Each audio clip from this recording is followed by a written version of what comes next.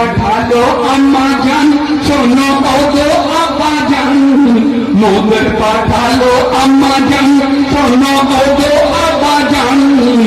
হাতের লেখা ভালো কার তুমি বলো না দেখে, হাতের লেখা ভালো কার তুমি বলো না দেখে, হাতের লেখা ভালো কার তুমি বলো না দেখে, হাতের লেখা ভালো কার তুমি বলো না দেখে। তো মৌলা আলী তখন কি করছেন? শুনে বেটাদের কথা আলী মুশকিল কোষায় পড়ে গেল চিন্তায়, হায় একই পরীক্ষা পড়ে গেল চিন্তায়, হায় একই পরীক্ষা। ভাবে নিজেরই মনে আমি বলবো কেমনে, ভাবে নিজেরই মনে আমি বলবো কেমনে। তাকে খুশি করি আর দুঃখ দিব তাকে, তাকে খুশি করি আর দুঃখ দিব তাকে। মৌলা আলী চিন্তা করছেন যে দুটোই তো আমার সন্তান, আমি যার হাতের লেখা ভালো বলবো সে খুশি হবে, একজন করবে, তো আমি আব্বা হয়ে এটা কেমন মনে বলবো। তো মৌলা আলী তখন কি করছেন? আলী কহে শোনো না ও হাসান হুসাইন, বাবা তোমাদের বিচার আমি করতে পারবো না, বাবা তোমাদের বিচার আমি করতে পারবো না।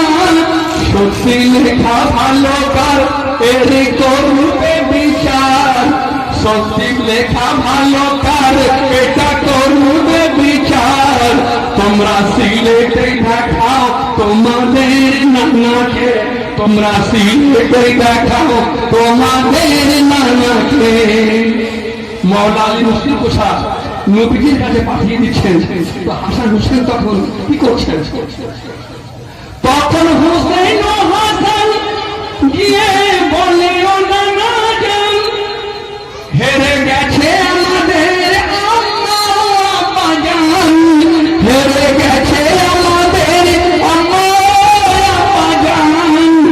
মোরা তাই অবশেষে এসেছি তোমার কাছে নানা, তাই অবশেষে এসেছি তোমার কাছে।